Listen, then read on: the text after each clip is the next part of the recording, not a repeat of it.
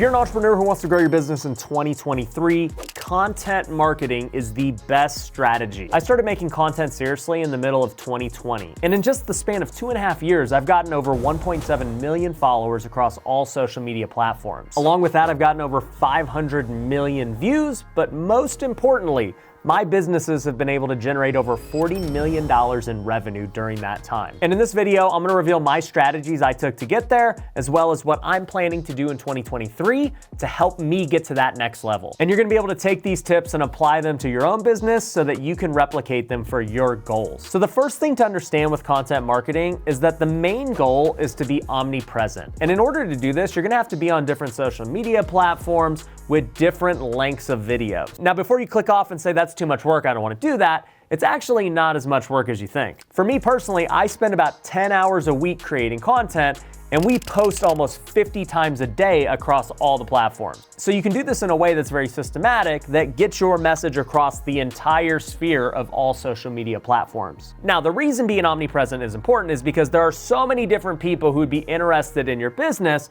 on all these different platforms. They don't all just reside on YouTube or Facebook or Instagram or TikTok. They're literally everywhere. And the cool thing is, most of these platforms all allow for the same type of content. And so creating one piece of content is really like creating 5 different pieces because you can post the same thing on all the platforms. Now, with that being said, what do you need to know other than just posting on all the platforms? Well, the first thing that we always teach our students at Wealthy Creator is that you need to start with short form in order to get people to watch your long form. Essentially, short form content is like your marketing piece of your business and content strategy. People most likely aren't gonna like you and buy from you by watching a 30-second clip, but you can get them to become aware of you during that 30-second clip and eventually start following you. Once they start following you, they then can start going down your rabbit hole and see that, oh, this guy Ryan, he's got other videos that are 8 to 15 minutes long on YouTube. I saw him here on Instagram or TikTok, and now I'm gonna go watch his YouTube video that it looks like that clip was taken from. From there, they start watching videos just like this one that you're watching now, and then they realize, oh, it looks like he's got a podcast or something where he interviews all of these guests. And so they go down the rabbit hole and they start watching my hour-long podcast called The Wealthy Way. And I can tell you this, the people that make it all the way to the end of the funnel and start watching hour-long content from you, they're your buyers. And the reason I know this is because every time we have an event, I talk to all of our attendees. At our last event, the Tyke Summit, we had over 1,000 people, and many of them told me about certain podcasts that really resonated with them. And all of this makes complete sense. They were willing to go buy an event ticket and fly out to Las Vegas, take time away from their business, their family, and everything else because they are true fans. They watch the long form content. And this is very different than the people who just only watch my short form content. I live in Las Vegas, and so we go out to the casino and eat out a lot, and I get recognized almost every time we go out. Sometimes it's people who really know me and they've seen my long form content, but a lot of times it's people who don't even know my name.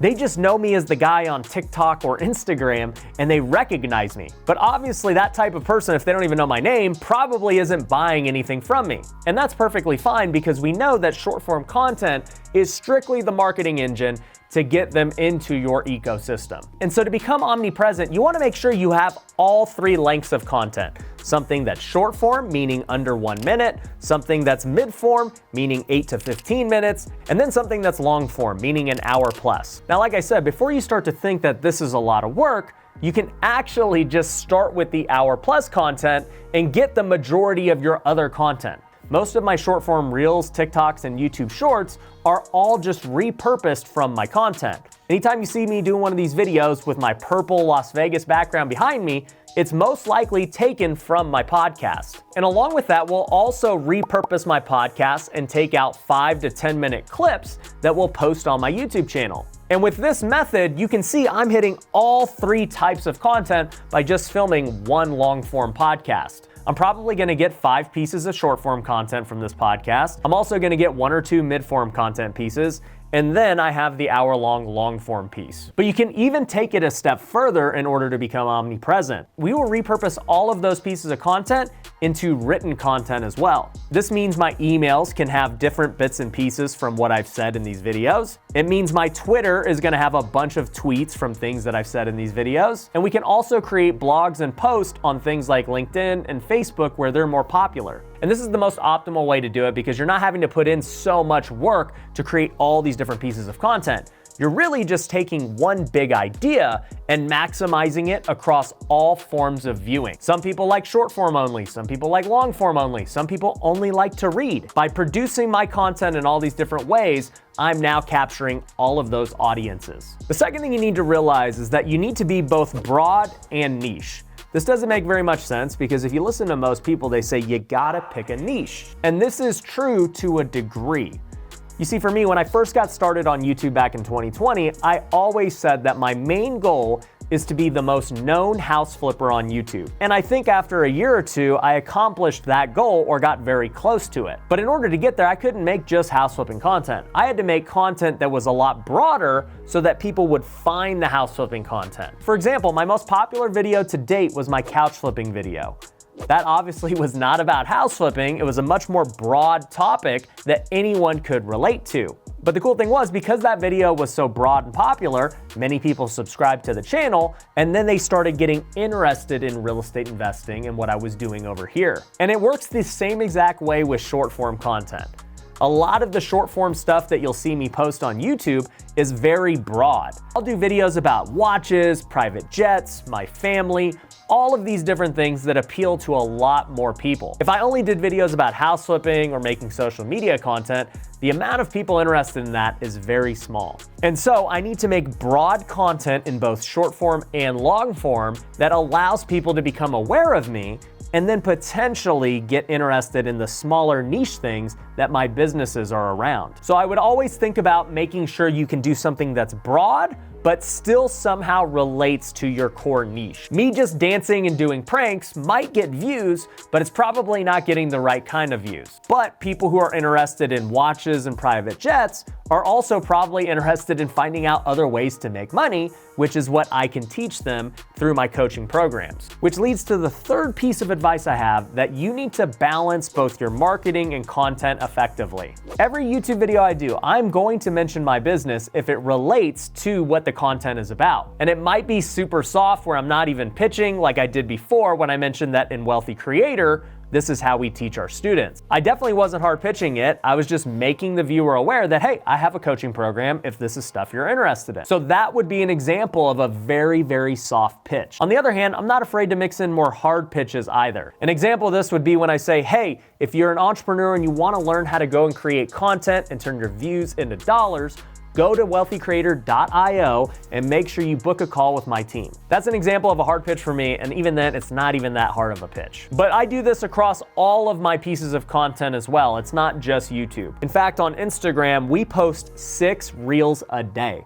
Now, this is a crazy amount of reels to most people. If you post 1 a day, it's a lot. I post 6. And the reason I'm able to post 6 is because we have such a good team around me that's able to repurpose all of this long form content into these reels. But the reason I do so many is because I want to make sure I get a good ratio of content that has no call to actions and content that does have a call to action. And so if you look on my Instagram, I'll usually post 4 reels a day that are just pure value based. They have no call to action. They're just there to give you value. And then I'll do 2 that are still very good content, but at the end, they'll have a call to action.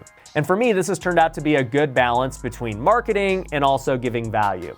And the same kind of ratio is true on my Instagram stories. I want to do stories that are just pure value, and I also want to have stories that have some kind of call to action. And if you follow me on any of these platforms, then you're already used to it. You know that that's what comes with the territory. If somebody is offended and they don't like it, then they don't have to follow me. That's okay. And if you're gonna be creating content and having call to actions for your business, which you absolutely should, then don't worry about the people who get mad. It's funny because I'll make a video that's 98% content and has 2% of call to actions. And there will be people who get really mad at it. And at the end of the day, I should not worry about those people. If they're getting mad about something like that, they most certainly aren't gonna buy anything from my businesses. So why even care when trying to appease those people when you've got all these other people who appreciate the value you're putting out and are actually interested in your business? And truthfully, if you believe in your business, it is your obligation to get people to buy from your business. If you believe your product is that good and that it's gonna help people in their lives, you should do everything in your power to persuade them to buy your product. If you don't, then not only are you doing them a disservice,